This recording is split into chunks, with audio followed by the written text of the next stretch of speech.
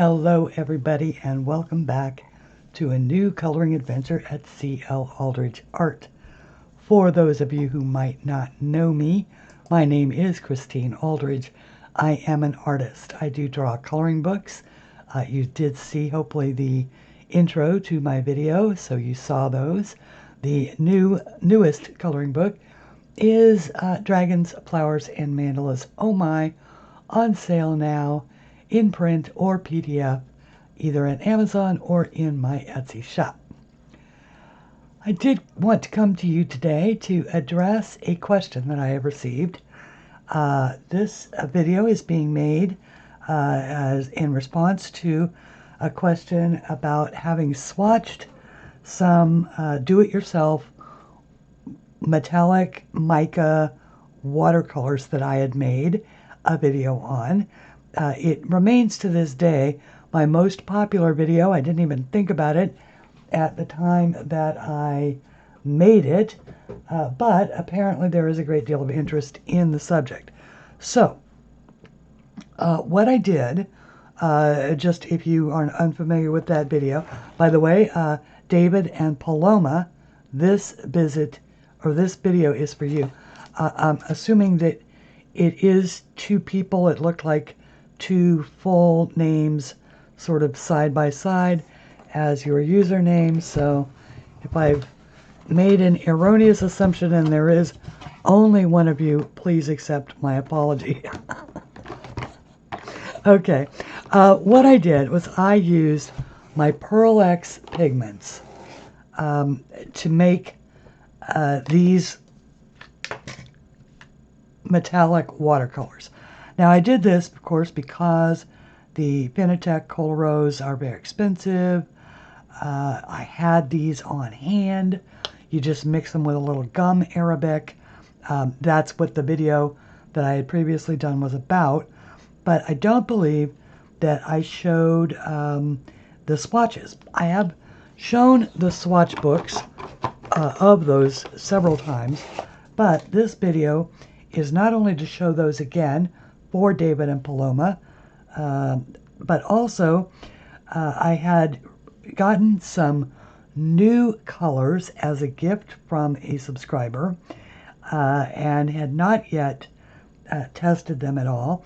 I mixed a batch up. These are them, but I hadn't done anything with it as far as swatching it. So I'm going to knock all those birds out with one stone. My little dragons here are carrying my brush in. As many of you know, dragons are a theme around here. And so let's get started on doing this. Now, I do have a couple of clean jars of water. One, of course, for my wet, one to rinse my brush off, one to pull clean water. I also have at least I will have in a second, a paper towel for dabbing off. I have already gone ahead and set up a page in my swatch book. Now, this is take 2 of this video, by the way. You don't need to know the first one didn't turn out very well. It was long and it was boring. And okay, so these are the first batch that I made up, the golds, right? Now these were made with the Pearl X, and so these are the swatches of those. Now, David and Paloma, let me say that this swatch book is now a couple of years old. It gets handled quite frequently, and so these are starting to wear a little bit. I did not seal them permanently. You can, of course, choose to do that with your finished artwork. Put a final fixative on it. I did give them a brief spray with my Krylon Workable fixative at the time that I did it. But a Workable fixative, of course, you can in fact work over and it will eventually rub off. So basically let me digress just a little bit. at the time that that I received these colors from a subscriber, the set came in a set of 24. Now you'll notice that there are only 14 paints here. That's because the other 10 were duplicates of colors that I had already made up using the Pearl-Ex. Now this was sort of a, it didn't have a name brand, but it came in smaller containers that are unmarked that look like this one. They literally have no markings anywhere. But I do like the fact that they have both a pour spout and a powder spout, which is very interesting because you can use mica powders, of course, for just a large number of applications. You can mix them with acrylic paints, you can mix them with other watercolors. They just have a ton of applications. So in this particular case, I mixed them with gum arabic, and that is what this is. This is a powdered form of gum arabic, also made by Jacquard, which is the same as the Pearl-Ex. But other companies make this, and other companies sell it.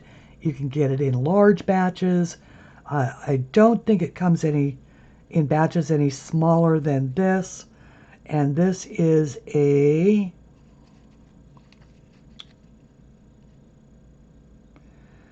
well, it doesn't say. This is a 1 ounce, which is a 28 point, looks like 28.35 grams of gum arabic. So, also available at Amazon. Okay. Now I can get started. Okay. So so I've got these same colors are in that, which is why I'm saying it. We've got Brilliant Gold, Sparkle Gold, Aztec Gold, Sunset Gold, Silver, Bronze, which is beautiful, Silvery Copper, one of my favorites, which is Super Russet, Micro Pearl, which is much more of a satin type sheen, and Macro Pearl, which is a little bit more sparkly, Turquoise, Flamingo Pink, Misty Lavender, and then I also, in the Pearl-Exes, I had several duo colors which look different depending upon what way they're turned in the light. There's and what color they're over. So there's, a blue and red, a yellow and green, and they're called interference colors, or those are dual colors. Then there's interference colors, which are the ones that are actually different over black and white. So these are the swatches of all of those. As you can see, they are bright, they are beautiful, they are sparkly, they are very, very shiny, and they look great in your coloring books or any other artwork. Now on to doing these. Now I did set up a page. I called it Budget Friendly Mica because I literally cannot remember the brand name. I will look up on Amazon. I do remember it was very budget friendly. It was like $19 for the 24 little vials. You will have those little vials for the remainder of your life because you just don't go through that much of it. Now I had set this up so that for each color I've got 3 swatch spaces. Originally I was going to do white, black, and itself. So this is how the yellow would look over white. I was going to color these in black, and then of course I've already pre-colored these. Now I did use an alcohol marker to just sort of approximate the colors. Now when I say this is take 2 of this video, it's because I really messed up some of these swatches. I did it sort of early on in the video. I didn't want people to get disgusted saying, well, these don't look very good, and then tune out. So I redid a few of them, and the problem was with me, it was not with the product. So, okay, let's see here. Sorry about the little cut right there. All right, we are, now David and Paloma, this is for you. Because I already know what they look like. And actually, they are already just a little bit wet because like I say, this is the second time I'm doing this. All right, now let me get you down here. Make sure that we can actually all see what's going on. One of the things that I am doing is now I should say that I only did one, the first little batch. When you are trying to fill up an entire pan full of these homemade or do-it-yourself watercolors, it can take months. And the reason is because you have to mix the gum arabic, and then you have to let it, you mix it up, and then you have to let it evaporate away, and so that it leaves a concentrate down on top of the pan. All right, so that's what it looks like over white, and I could intensify the color with a second layer, but this is really what I want to see. And this, I think, is where these particular watercolors will be very useful to me, and that is when I want to add a metallic or a mica satiny sheen to something in a coloring book. And so you see, that is kind of the wow factor when it goes over itself. Here, it's going to dry, but it's over bare paper. Remember also that this is not watercolor paper. This is just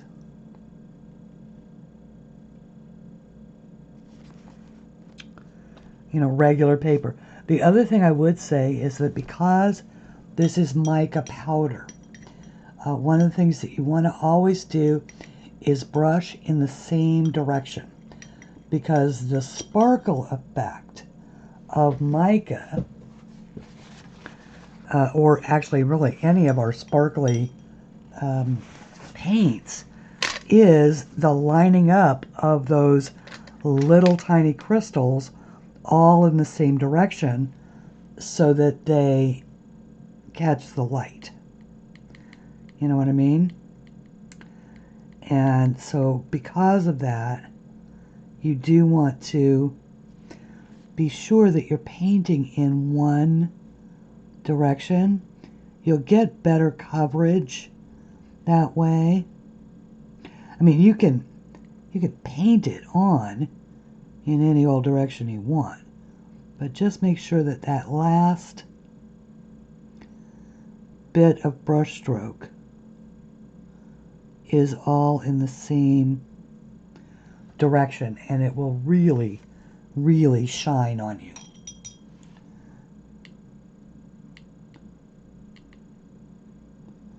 Now, I will say that these are all things that I learned in making the first take of this video. So, it is a real learning experience for me as well. And that is what this channel is about. It's about having coloring adventures. Okay. And what can be more adventurous than trying out a medium that you haven't really employed before for the purpose that you're using it. I mean, I've been using pearl powders for years with polymer clays and with acrylic paints, but never as watercolor. This one had gotten a little bit dried out. I need to spray my watercolors down again. Actually, I think I've got a little too much on there is what the problem is. I think that's why it's getting kind of streaky.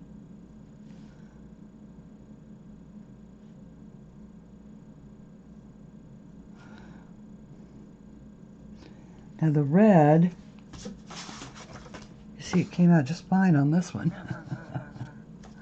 But I'm having trouble with it on this one. I'm not quite sure what that's about. It could just be that the red is one of those ones that has to be wet longer.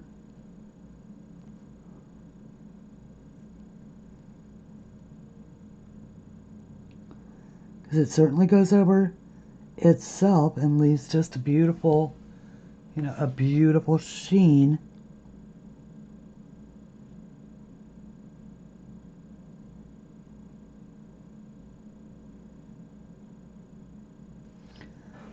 Okay. Actually, I am going to put a little bit of a spray. Grab the spray bottle on these, just to make sure they've got some good moisture going on.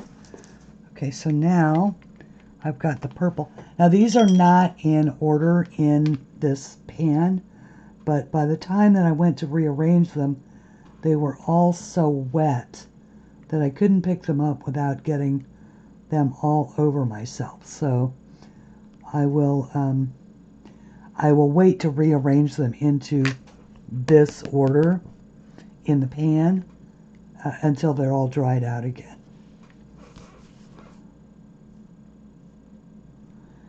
Now this is a very pretty purple.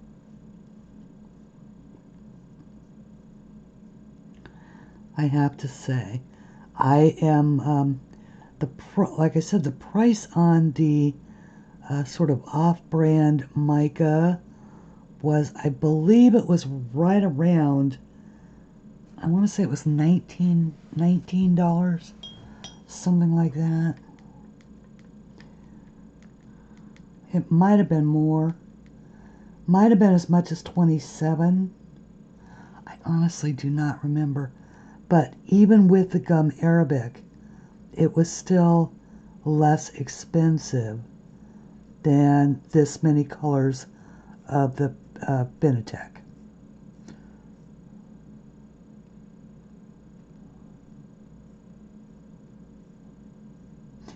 And that, that is the deal, is because it was pretty much the same price as one set of Benetechs, and those have, what, 5 colors in them?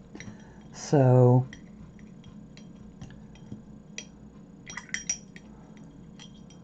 and this comes with 24 colors, all, Okay, so now the royal blue, it says royal blue, but I don't really think it is. I think it's more of a periwinkle blue with a pretty, I mean, it really is a very pretty blue. But I really think it's much more,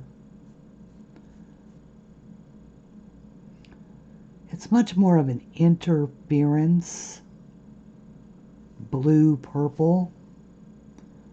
This one.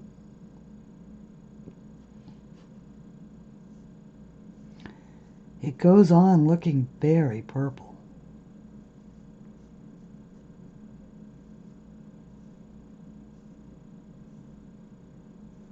at least from this angle.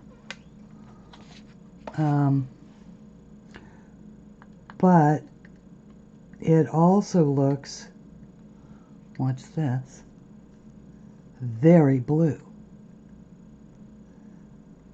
over. So I'm pretty sure, excuse me, that this is an interference color. So it is the color that you see is going to be affected by what color is underneath it, because look at the difference between this. It's got a decided blue tint. It's almost like an interference violet blue. Isn't that interesting? Okay. And good to know. Okay. And because I had messed up that other swatch, I did not realize that the first time. No wonder I had trouble with it. I was treating it like it was a not an interference color. Couldn't figure out why it wouldn't act right. All right, and this is, I've labeled it Hawaii blue.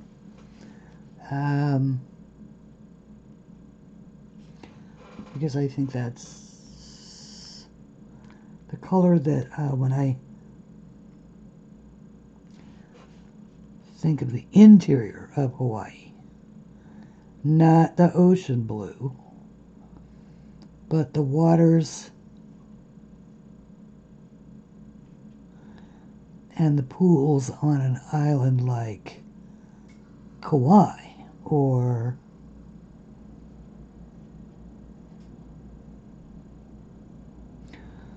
Molokai.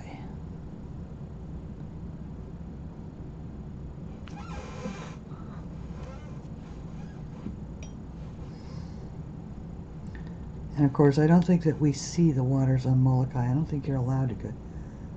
Isn't that the one you're not allowed to go to?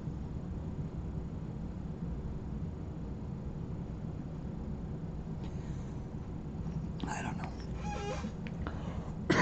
I was supposed to go to Kauai once, and I it was Hurricane Iniki redirected us to Maui. So I've been to Maui twice. Oh well. Alright, well, I didn't need to rinse that off. Could have gone over here.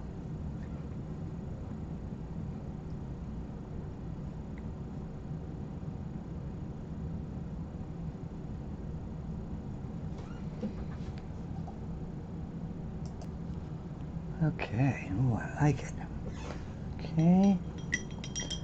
Now I've called this one, oops.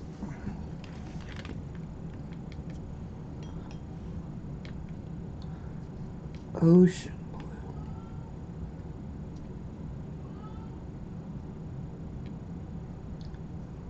You can hear my cat. She's sitting in the bathroom, meowing at me. Not quite sure why. Probably because I have banned her from my desk again.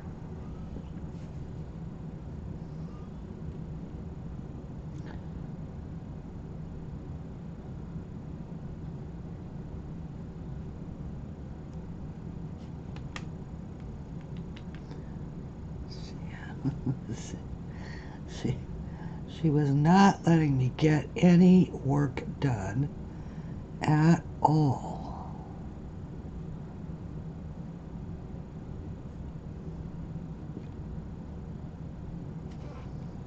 Let's see here.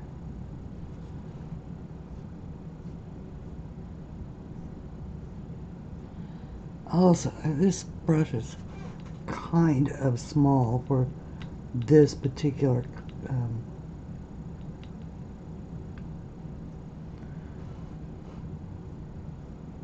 type of thing, but oh, now see, that is really pretty. And I was really lucky. These are, by the way, these I use the Cali Art markers to just and I used my swatch book and this first take, yeah, which this wasn't included in that. So, see, it's a good thing that I made it. I messed it up because now we can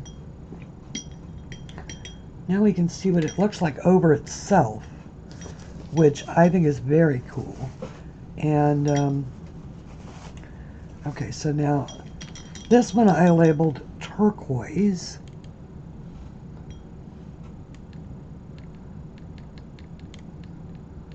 Even though it's really more of a dark teal.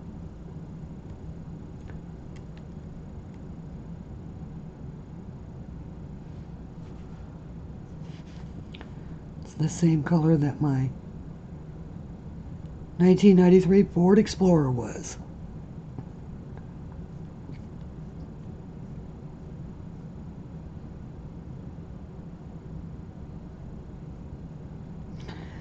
Back when I needed a four-wheel drive.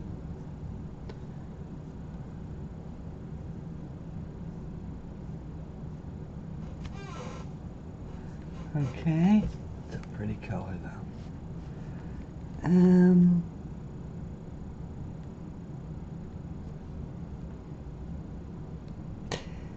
then this was the only one that I couldn't really get very close on the color. Now, I will say that I do think that a 50-50 ratio of gum Arabic is just a little heavy on the gum Arabic. So when I make up the next batch, it'll be a 50-50 split, less, sort of a light 50-50 split. Slightly more mica powder, although I don't want to do, I don't want to go too far in that direction because I don't want the paints to not set up, because the less gum Arabic you use, the easier it will rub off. But if you're going to use a sealant anyway,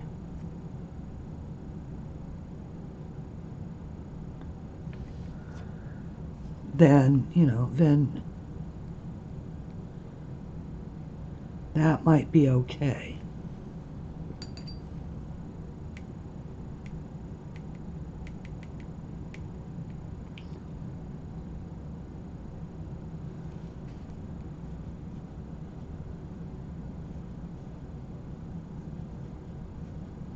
I'm having just a bit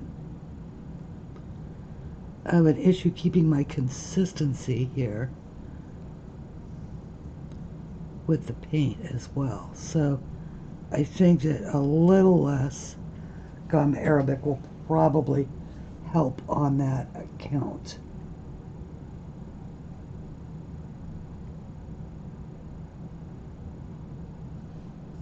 But these are things that we live and we learn.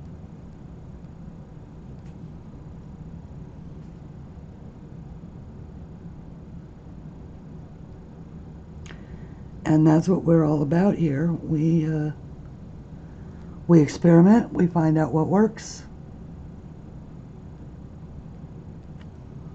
what doesn't work, what we'd like to try, what we might do better.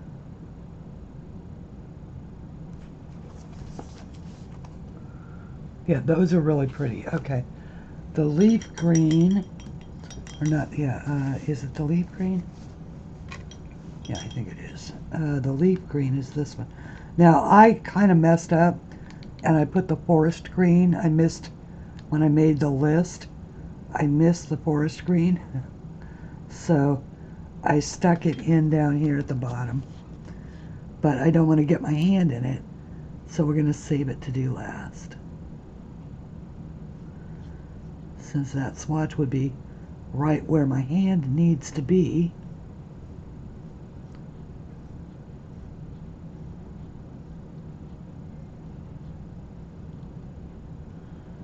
to do all the others.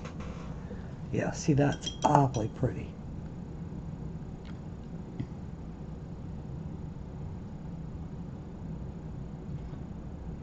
And I'll bet this is going to be really pretty as well. Putting it over itself. See, I realize that you can hardly even see that. I can't see it from this direction either until I pick my head back up. Or maybe you can see it. Yeah, that's very pretty. All right, now, wash that off. Use the, now this is just a number 3 Teflon, a very inexpensive watercolor brush that I picked up over at Walmart. You don't want to use your good sable hair water brushes for mica, because it's going to get down in the brushes, you know, in the bristles, and it'll end up in your other watercolor paints, and you don't really want that.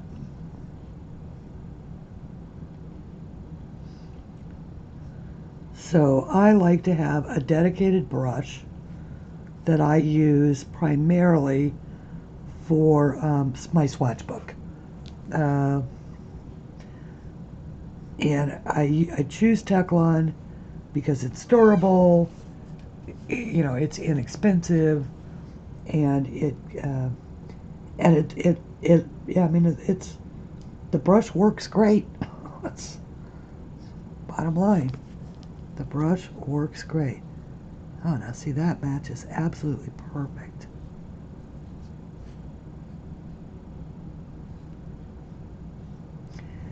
Gotta love those Cali Art markers. They come through for me every single time. Ooh. All right, now the next color, I will confess, is my personal favorite. It is Pewter. Like a pewter gray.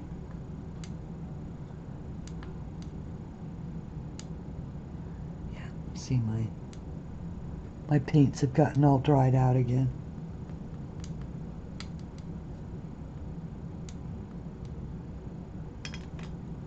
It's awfully dry in the house as well because the air conditioner is running, the dehumidifier is running,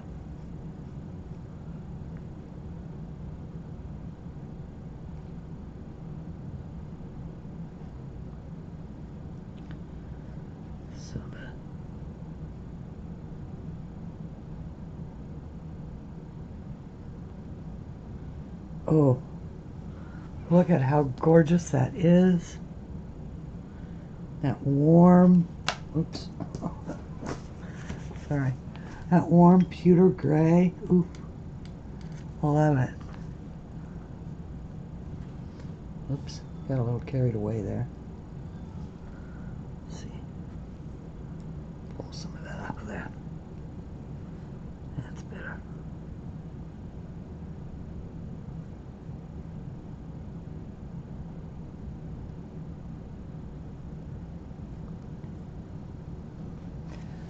Okay. Oh, I love it. Love it, love it.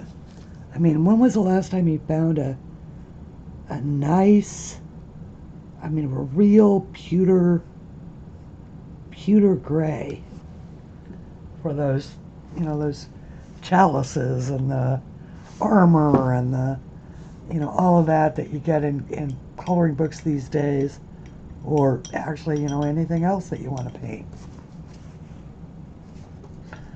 So far, I am very pleased. Very, very pleased. Okay, now this is black. It is truly black. It does have a very nice sheen, but it's just black.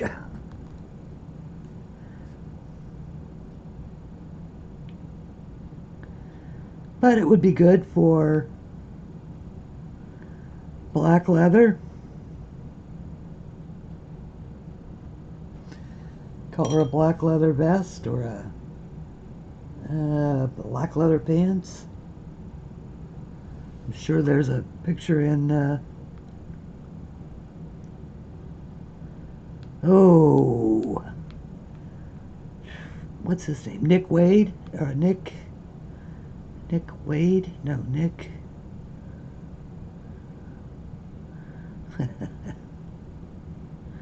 What is his name? He's the one that did Handsome Hunks. That's the name of the, it's the name of the coloring book, Handsome Hunks. Nicholas Wake, I think, is his last name. He's got a channel here on YouTube that's got flip-throughs of his coloring books.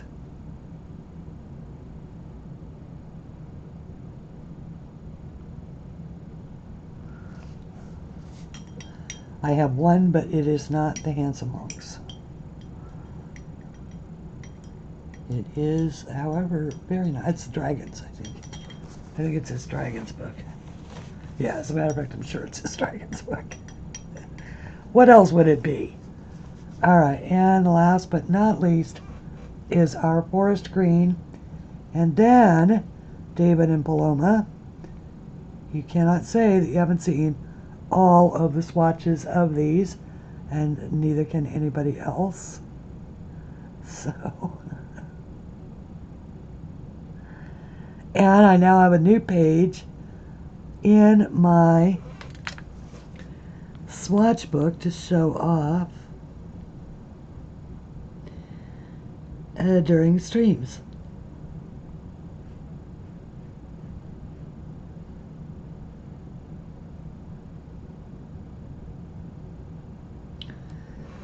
Alright, so that is the forest green. And once again, these paints did dry out a bit. I think that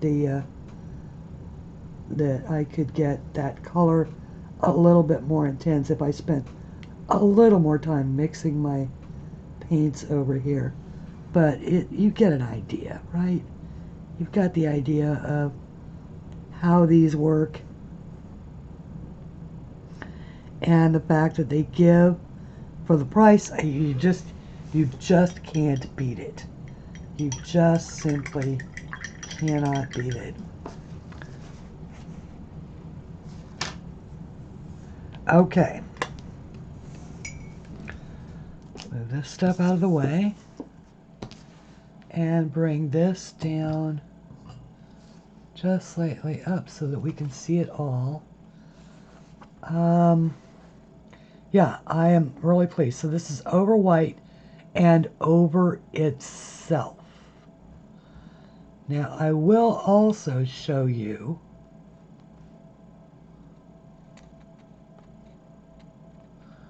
obviously there's some of it that's still wet. I will also show you, I'm going to go back to this, which is this swatch that I did previously. Now, each one of these, I put the same color that's above over a black dot.